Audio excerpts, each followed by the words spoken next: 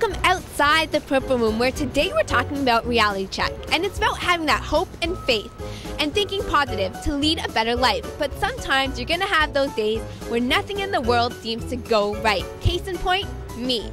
This summer, finding a job must have been the most frustrating experience ever, and I discovered how just cutthroat this industry really is. And if that's not all, relationships. Especially when you know that it's done and it's over with, but you just can't let go. The NBA teams have found that all out as well. It's all about NBA general managers, players, and coaches coming together for a new season to speak about new expectations and thinking positive for what is going to be next. But for some teams out there, they're just downright going to suck. Case in point, the New York Knicks and the Sacramento Kings. Throw out the summer of optimism right out the window for the hopeless, yes, I mean hopeless, New York Knicks, for a summer that amounted to no wheeling and dealings just because they quote-unquote like the talent on their team. Mr. Donnie Walsh, president, already said that he is waiting for that blockbuster 2010 summer where he can get the likes of the man they call king, yes, Mr. LeBron James. To be a good team, you have to have the right players in place. And the way the Knicks did that this summer was ink their prolific and productive superstars, both Nate Robinson and David Lee, to contract extensions. Coming into training camp, Coach D'Antoni said that Gallinari was the best shooter he has seen in training camp. Does this even deserve a chuck? Are you kidding me?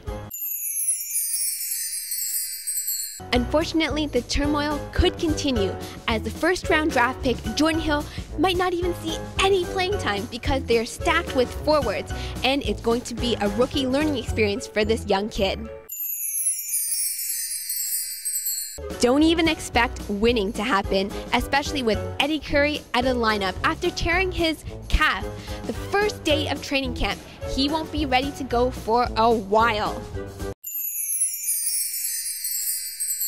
And if all this hasn't got you frustrated about the New York Knicks, then Larry Hughes is in the final year of his contract and could even pull a Stephon Marbury, and the organization might just have to buy out his contract based on what he might not contribute to the Knicks.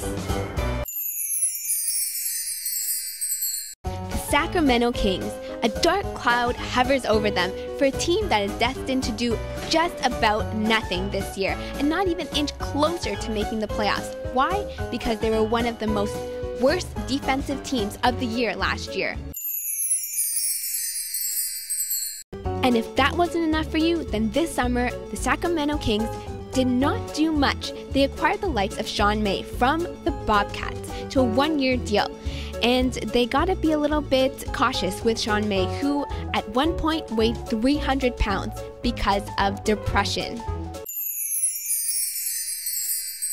When Sean May gets depressed, he eats. And when I get depressed, I just swear off food for a month.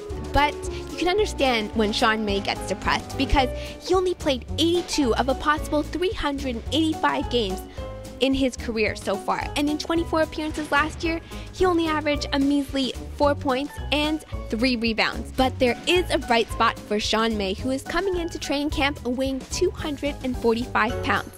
Big improvement. To prove how terrible the Sacramento Kings really are, they're going to have their fourth coach in 3 years, in Paul Westphal. And his track record does include coaching the Seattle Supersonics and being an assistant to the Dallas Mavericks. But it's all about consistency.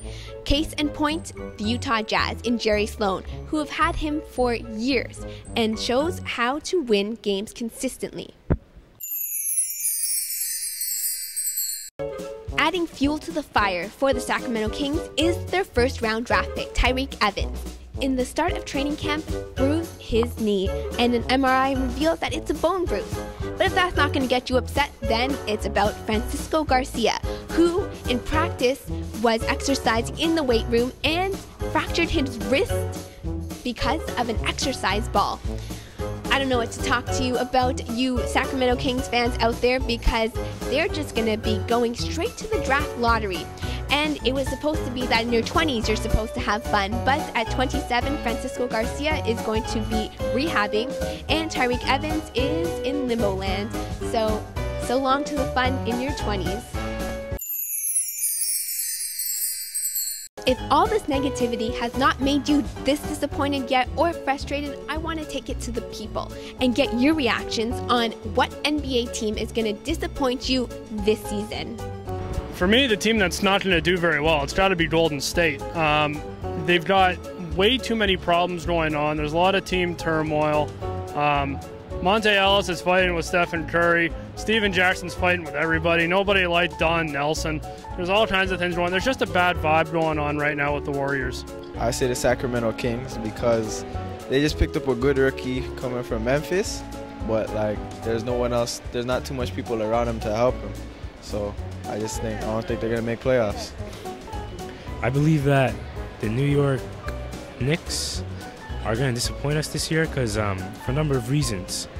And one, because they're supposed to sign LeBron next year if they're lucky, and two, because all the players there, they're not that much good players. They're just lackadaisical players. Thanks for joining me outside the Purple Room, where today we talked about reality check, and we talked a lot about negativity and all about sometimes in life you just have to have a reality check. Make sure you check out raptorcentral.blogspot.com for all your news about the Raptors, and make sure you tune in again next time. Take care, and I'll see you again.